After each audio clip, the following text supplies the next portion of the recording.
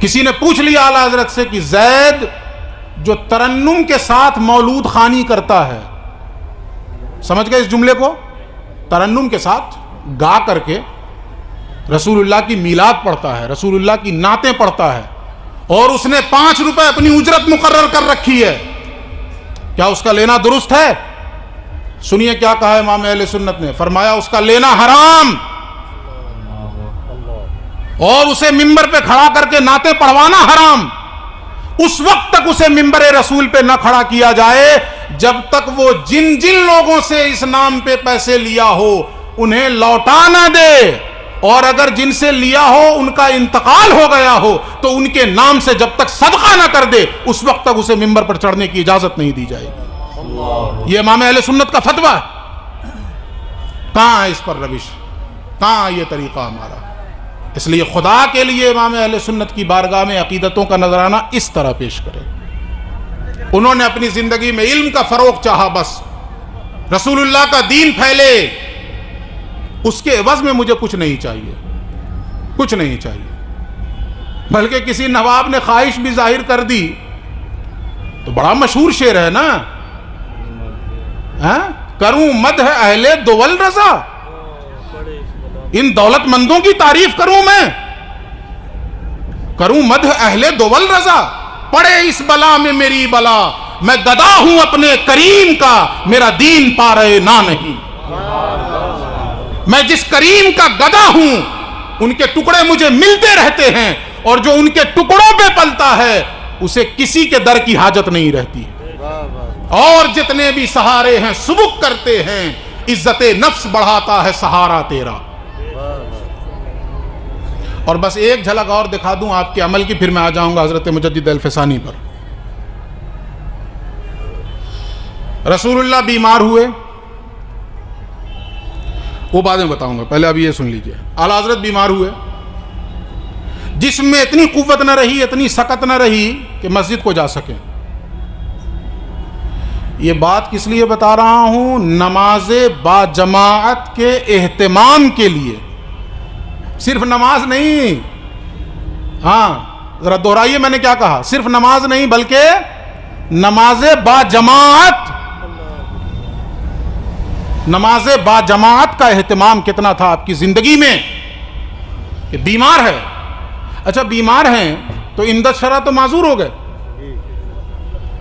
بیمار ہیں تو اندت شرع تو معذور ہو گئے نا، بیمار ہیں تو آپ گھر میں پڑھ سکتے ہیں، شریعت آپ کو رخصت دیتی ہے، مگر آپ نے رخصت پہ عمل نہیں کیا، عزیمت پہ عمل کیا، عزیمت کی داستان رقم کی آپ نے۔ اور اس عالم میں بھی جب چلنے پھرنے کی بھی سکت نہیں تھی، 2 لوگ آپ کو کرسی پہ بٹھا کر اپنے حجرے سے مسجد لے جاتے اور نماز با جماعت کا اہتمام کیا کرتے تھے۔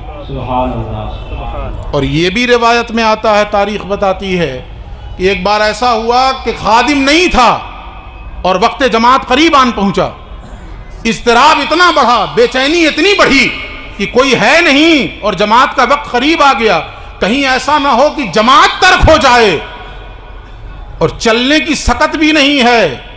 تاریخ بتاتی ہے کہ گھسٹتے ہوئے اپنے آپ کو مسجد کی سیڑھیوں تک لے گئے، گھسٹتے ہوئے، لوگوں کی نظر پڑی ہے تو دوڑے ہیں اور پکڑ کے امام اہل سنت کو اندر لے گئے۔ یہ نماز با جماعت کا اہتمام تھا۔ اب ذرا وہ حدیث سن لیجئے، پھر بتاؤں کہ کس طرح پاسداری تھی شریعت کی اور سنتوں کی۔ رسول اللہ بیمار ہیں، حضرت ابوبکر نماز پڑھا رہے ہیں، اور حضور کی عیادت کے لیے 2 لوگ اندر موجود ہیں، حضرت علی، اور میں یہاں بھول رہا ہوں کہ عبداللہ ابن عباس یا حضرت عباس، یہ میں بھول رہا ہوں تاریخی اعتبار سے، حضرت عباس ہی، جی حضرت عباس حضور کے چچا، اور حضرت علی جو بھائی بھی ہیں اور داماد بھی ہیں، یہ دونوں آپ کے ساتھ ہیں عیادت کے لیے۔ یہاں سے ایک مسئلہ نکال لیا علماء نے کہ بیمار سے بھی جماعت ساقط ہو جاتی ہے اور بیمار کی عیادت کرنے والے سے بھی جماعت ساقط ہو جاتی ہے، جو بیمار کی تیمارداری کر رہا ہے، اس لیے کہ دونوں اندر موجود تھے۔ اگر ساقط نہ ہوتی جماعت تو رسول اللہ نہ روکتے، بلکہ کہتے علی اور عباس آپ جائیں اور جا کر جماعت میں شامل ہوں، مگر وہ رسول اللہ کے ساتھ تھے۔ بہرحال ادھر نماز ہو رہی ہے، حضور کے جسم اقدس میں کچھ طاقت محسوس ہوئی تو تڑپ گئے، طاقت ہوئی اور پھر نہ جاؤں، ارے خدا نہ کرے۔ سو دونوں اشخاص سے کہا، حضرت علی سے بھی کہا اور حضرت عباس سے بھی کہا، ذرا مجھے سہارا دو۔ اور حدیث بتاتی ہے کہ سہارا کس انداز سے، بیچ میں رسول اللہ ہیں، ایک جانب کو مولا علی ہیں، دوسری جانب کو حضرت عباس ہیں، اور آپ نے اپنا ایک ہاتھ ایک شخص کے کاندھے پہ رکھا، دوسرا دوسرے کے کاندھے پہ رکھا۔ اتنی بھی طاقت نہ تھی کہ پیر اٹھا کے چل سکتے، تو روایت حدیث بتاتی ہے کہ اس انداز میں آپ آ رہے ہیں کہ آپ کا پیر زمین سے گھسٹ رہا ہے، پورا سہارا لیے ہوئے ہیں حضرت علی اور حضرت عباس پہ، اور پیر زمین سے لگا ہوا ہے اور اسی انداز میں یوں گھسٹتا ہوا چل رہا ہے۔ اعلی حضرت کو کرسی پہ لے جایا جاتا تھا، یہ سنت یاد آ گئی، فرمایا آج کرسی چھوڑو، ہم نے رسول اللہ کی ہر سنت پہ عمل کرنے کی کوشش کی ہے تو یہ کیوں چھوٹ جائے، آج مجھے اسی طرح سہارا دو جس طرح رسول اللہ کو علی اور عباس نے سہارا دیا۔ اور اسی تکبیر، نعرہ رسالت، علماء اہل سنت، مسلک اعلی حضرت، فیضان اعلی حضرت۔ تو فرمایا اس سنت کو بھی زندہ کرنا چاہتا ہوں، اس پر بھی عمل کرنا چاہتا ہوں، اور دو لوگوں کا سہارا لے کر، اور آپ کے بھی پیر ایسے ہی گھسٹتے ہوئے جا رہے ہیں جیسے رسول اللہ کے پیر گھسٹ رہے تھے۔ تو یہ میں نے تھوڑی سی جھلک دکھائی ہے، میرا موضوع تو حضرت مجدد الفسانی ہے، اس پر آ جاتا ہوں۔ عرس مجددین ہے نا یہ، حضرت مجدد الفسانی امام ربانی، ظاہر ہے کہ زمانہ کیا ہے ان کا۔ اچھا، عجیب سملرٹیز ہیں دونوں کے اندر۔ بعض لوگوں نے تو تاریخ پیدائش میں بھی مہینے کو کامن بتایا ہے، بعض لوگوں نے، بعض مورخین نے لکھا ہے کہ حضرت مجدد الفسانی کی پیدائش بھی شوال میں ہی ہوئی، لیکن تو خیر جو بھی ہو، دونوں صحیح ہو سکتے ہیں، نہ بھی صحیح ہوں، اس سے کیا فرق پڑتا ہے، لیکن سملرٹیز تو ہیں۔ وصال کا مہینہ ایک ہے، صفر المظفر۔ حضرت مجدد الفسانی شیخ ذرا میں جو نام لے رہا ہوں تو ذرا سنیے گا غور سے اس کو، اور اس ترتیب کو ذہن میں رکھیے گا۔ شیخ احمد سرہندی، فاروقی، قادری، چشتی، سہروردی، نقشبندی، یہ ترتیب ذہن میں رہے گی نا۔ شیخ احمد سرہندی، فاروقی، نسب حضرت عمر ابن خطاب فاروق اعظم سے آپ کا ملتا ہے، 28ویں پشت میں ہیں آپ فاروقی۔ اس کے بعد میں نے کہا قادری، مشرباً آپ پہلے قادری ہیں، پھر چشتی، پھر سہروردی، پھر نقشبندی۔ یہ الگ بات ہے کہ غلبہ نقشبندیت کا ہو گیا، غلبہ نقشبندیت کا ہو گیا حضرت خواجہ باقی باللہ سے ملاقات کے بعد، اس پر آؤں گا میں۔ سب سے پہلی نسبت کیا ہے؟ فاروقی۔ تو فاروقی فیض منتقل ہوا۔ اب کیسے کیسے منتقل ہوا، اگر بالکل کھول کھول کر کے بیان کروں گا نا تو کچھ لوگوں کی پیشانی پہ لکیریں نمودار ہو جائیں گی، کیونکہ دلی ہے نا۔ کسی زمانے میں، اب تو بھول گیا میں، کسی کی 4 لائن پڑھا تھا کہ رنگ برنگ کے سانپ ہماری دلی میں،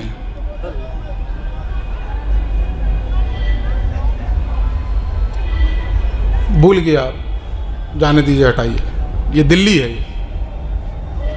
فاروقی نسبت، اور اس نسبت کا فیض کیسے پہنچا آپ کے اوپر، ذرا حضرت فاروق اعظم کی شخصیت کو دیکھیے، آپ ایک ایک جھلک دیکھیے اور پھر تصور میں لائیے حضرت مجدد الفسانی کی زندگی کو۔ فاروق اعظم کون ہے؟ ایک ایسی حدیث جو کثرت سے آئی ہے کتب حدیث میں، لیکن اسی کثرت سے چھوڑی بھی گئی، مطلب ہم بیان بھی نہیں کرتے۔ وہ کثرت سے وہ حدیث کیا آئی ہے؟ اللہ کے نبی فرماتے ہیں ہر امت میں محدث ہوتے ہیں۔ محدث، محدث حدیث بیان کرنے والے کو کہتے ہیں۔ محدث کس کو کہتے ہیں؟ محدثون اس کی وضاحت کے لیے آتا ہے المتکلمون. اللہ کے نبی فرماتے ہیں ہر امت میں، ہر نبی کی امت میں محدث ہوتے ہیں. محدث کون ہوتا ہے؟ خود نبی وضاحت کرتے ہیں جس سے اللہ بغیر واسطے کے کلام فرماتا ہے. محدث کون ہوتا ہے؟ جس کی شان یہ ہوتی ہے کہ اللہ اس سے بغیر واسطے کے کلام فرماتا ہے، الہام ہوتا ہے، اس پر الہام ہوتا ہے. آگے فرماتے ہیں میری امت کا محدث عمر ابن خطاب ہے. سبحان اللہ، سبحان اللہ. جمعے کی نماز پڑھتے ہوں گے آپ، امام صاحب سے خطبہ سنتے ہوں گے، باڑے والے مولانا فاروق صاحب سے سنتے ہوں گے خطبہ، آپ کے امام صاحب ہیں. خطبہ پڑھتے ہوئے جب خلفائے راشدین کا تذکرہ آتا ہے اور ان کے القاب و آداب آتے ہیں، میں سب نہیں بتاتا، ذرا آ جائیے حضرت عمر کے تذکرے پہ. عام طور سے القاب و آداب بدلتے بھی رہتے ہیں، مختلف شانیں ہیں تو مختلف شانوں کے حساب سے اس کا بیان کیا جاتا ہے، لیکن عام طور سے جو ایک لقب ذکر کیا جاتا ہے وَعَلَىٰ أَعْدَلِ الْأَصْحَابِ، أَعْدَلِ الْأَصْحَابِ، صحابہ میں سب سے زیادہ عدل کرنے والے، سب سے زیادہ انصاف کرنے والے، اور واقعی سب سے زیادہ عدل کرنے والے تھے. روایت میں آتا ہے کہ ایک بار زمین ہلنے لگی، زلزلہ آیا، زمین ہلی تو آپ کے ہاتھ میں درہ ہوتا تھا، کوڑا درہ. آپ نے وہ درہ زمین پہ مارا اور کہا ٹھہر جا، آج تک عمر نے تمہارے اوپر ظلم کرنے دیا کسی کو؟ آج تک عمر نے انصاف کا گلا گھونٹا یا تمہاری پشت پہ جب کیا تو انصاف کیا؟ اگر تو گواہی دیتی ہے کہ عمر نے جب کیا انصاف کیا تو ہلتی کیوں ہے؟ ساکن ہو جا. جیسے ہی عمر نے درہ مارا زمین ساکن ہو گئی، زمین ٹھہر گئی. وَعَلَىٰ أَعْدَلِ الْأَصْحَابِ. اور بھی القاب ہیں، اس کو چھوڑ دیتا ہوں، وہ موضوع نہیں ہے. اب آ جائیے اس پر. الموافق رأیہ بالوحی والکتاب عمر بن الخطاب. یہ کون ہے عمر؟ جن کی رائے کے مطابق اللہ رب العزت قرآن نازل فرما دیتا تھا. جو عمر رائے دیتے، رسول اللہ کبھی کسی مسئلے میں اپنے اصحاب سے مشورہ کرتے، اصحاب کی مختلف رائیں ہوتی، اس میں جو عمر کی رائے ہوتی، ابھی عمر رائے دیتے، کچھ دیر کے بعد جبریل اسی رائے کے مطابق اللہ کا کلام لے کر آ جاتے.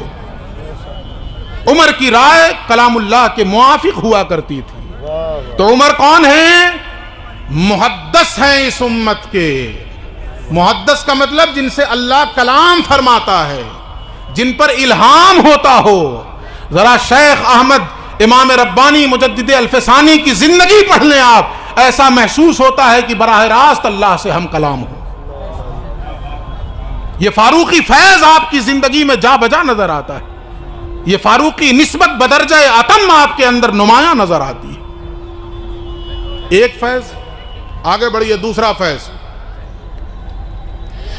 حدیث ہے بڑی مشہور ہے، اللہ رب العزت ہر صدی کے اخیر میں ایک شخص کو پیدا فرماتا ہے جو دین کی تجدید کر دیتا ہے، دین کو نیا کر دیتا ہے. اس کا یہ مطلب نہیں سمجھ لیجئے گا کہ پرانے دین کے بجائے نیا دین لا دیتا ہے.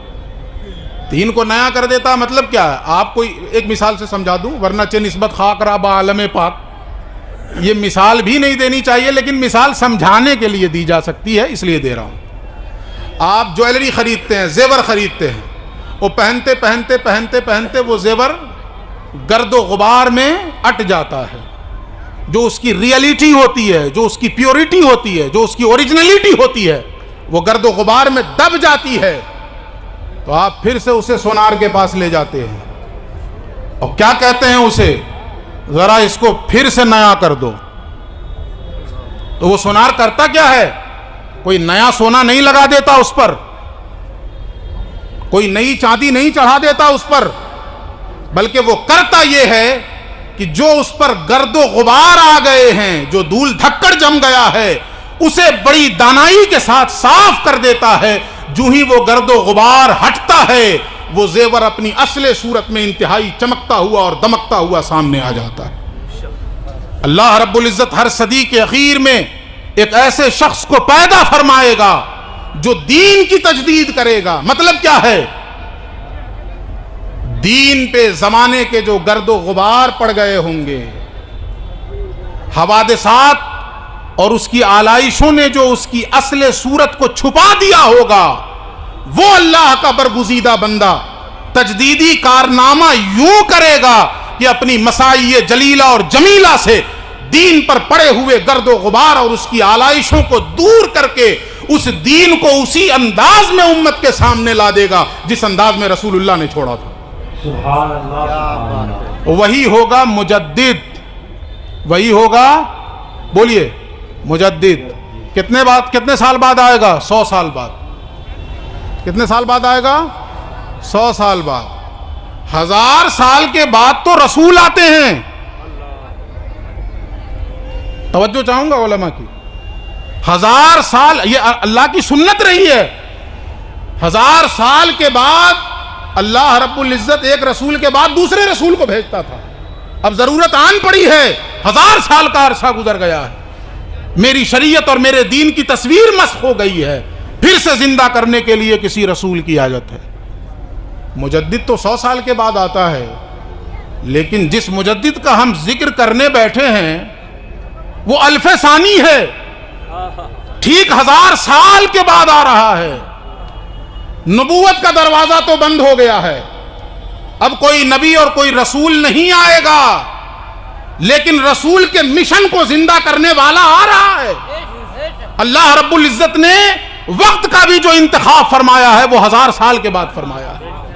سبحان اللہ۔ رسول تو نہیں ہوگا چونکہ باب نبوت بند ہو چکا ہے، ختم نبوت پہ مہر لگ چکی ہے، اب کوئی رسول نہیں آئے گا، مگر رسول والے اوصاف لے کر آئے گا، رسول والا مشن زندہ کرے گا۔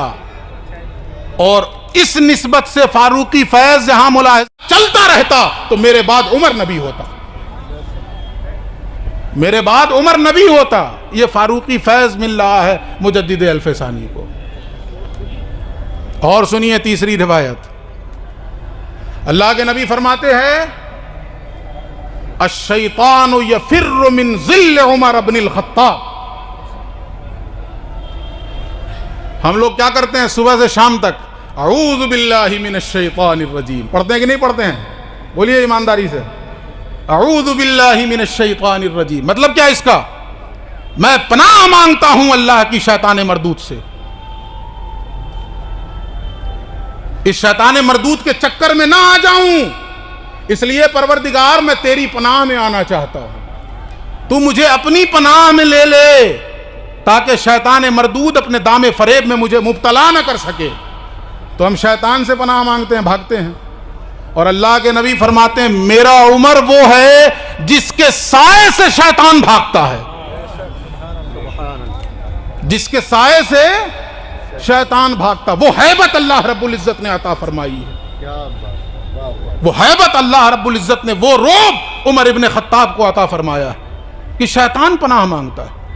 بلکہ ایک موقع اور ہے بڑا دلچسپ، سن لیجئے آپ، اللہ کے نبی کے ارد گرد خواتین بیٹھی ہیں، اس میں آپ کے رشتہ دار بھی ہیں اور صحابیات بھی ہیں، اور بیچ میں کون ہے؟ رحمت للعالمین، رحمت للعالمین۔ میں اس لیے زور دے رہا ہوں کہ جو آدمی جتنا نرم ہوتا ہے نا تو پھر لوگ اس سے شوخی بھی اتنا ہی کرنے لگ جاتے ہیں۔ حضور رحمت للعالمین ایک چیز، اور دوسری چیز یہ ہے کہ کچھ خواتین ایسی بھی ہیں جو رشتہ دار ہیں، اور رشتہ داروں کا معاملہ کیا ہوتا ہے؟ آپ بہت بڑے عالم ہیں، بہت بڑے مفتی ہیں، بہت بڑے فقیہ ہیں، رشتہ دار کیا بولیں گے؟ ہمارا بھتیجا ہے، یہی تو بولیں گے نا، اور دادا جان تو اور چڑھ کے بولیں گے ہمارا پتوا ہے۔ دنیا انہیں حضرت حضور سے نیچے نہیں بولتی، اور دادا کہیں گے بے ادھر آ، تو غلط نہیں ہے، وہ ایک ناز کا مقام ہوتا ہے۔ وہ رسول اللہ کے ارد گرد خواتین بیٹھی ہیں اور سوالات و جوابات چل رہے ہیں، حضور سے مسئلہ پوچھ رہی ہیں، پوچھتے پوچھتے پوچھتے پوچھتے ناز میں اتنا بڑھ گئیں کہ حضور سے ایسی باتیں کرنے لگیں جس سے بے ادبی کا شائبہ ہو سکتا ہے۔ نیت ان کی بے ادبی کی نہیں تھی، لیکن وہ بارگاہ کون سی ہے؟ لے سانس بھی آہستہ یہ دربار نبی ہے، خطرہ ہے بہت سخت یہاں بے ادبی کا۔ یہ بارگاہ کون سی ہے؟ اونچی آواز ہوئی، عمر کا سرمایہ گیا، یہ بارگاہ کون سی ہے جہاں ابو بکر و عمر کو کہا جا رہا ہے لا ترفعوا اصواتکم فوق صوت النبی، نبی کی آواز پہ اپنی آواز اونچی نہ کرو، اس لیے کہ اگر آواز اونچی ہوئی ان تحبط اعمالکم وانتم لا تشعرون، تمہارے سارے اعمال برباد کر دیے جائیں گے۔ بعض صحابہ کا تو حال یہ ہو گیا، بعض روایتوں میں حضرت ابو بکر کا بھی نام آتا ہے، حال یہ ہو گیا اتنا دھیرے بولنے لگے کہ رسول اللہ کو کہنا پڑتا تھا کہ ذرا اونچا بولو، لیکن وہ عورتیں تھیں اپنی باتوں باتوں میں لگی تھیں۔ اچھا رسول تو رحمت للعالمین کچھ نہیں بول رہے ہیں، مسکرا رہے ہیں، اسی درمیان حضرت عمر پہنچ گئے۔ حضرت عمر نے بھی کچھ نہیں کہا، لیکن اللہ نے جو آپ کو ہیبت اور رعب عطا کیا ہے نا، وہ جیسے ہی پہنچے ہیں یوں دیکھا ہے حضرت عمر نے تو جس خاتون کی نظر عمر سے ٹکرائی وہ اٹھ کے وہاں سے بھاگ گئی، یا بھاگو یہاں سے، اب خیر نہیں۔ اس کے بعد اللہ جب سب چلی گئیں تو اللہ کے نبی نے فرمایا عمر تمہیں دیکھ کر تو شیطان بھی سر کے بل گر جاتا ہے۔ یہ نسبت فاروقی امام ربانی مجدد الفسانی کے اندر کیسے ٹرانسفر ہو رہی ہے۔ اقبال خراج پیش کرتا ہے گردن نہ جھکی جس کی جہانگیر کے آگے، گردن نہ جھکی جس کی جہانگیر کے آگے، جس کے نفس گرم سے ہے گرمی احرار۔ خراج پیش کرتا ہے اقبال جب پہنچا ہے حضرت مجدد کے آستانے پہ تو کہتا ہے حاضر ہوا میں شیخ مجدد کی لحد پر، بھول گیا اور کیا ہے، وہ خاک کہ ہے زیر فلک مطلع انوار، گردن نہ جھکی جس کی جہانگیر کے آگے، جس کے نفس گرم سے ہے گرمی حرار، وہ ہند میں سرمایہ ملت کا نگہباں، اللہ نے بر وقت کیا جس کو خبردار، وہ ہند میں سرمایہ ملت کا نگہباں، اللہ نے بر وقت کیا جس کو خبردار۔ یہ نسبت فاروقی یہاں ٹرانسفر ہو رہی ہے۔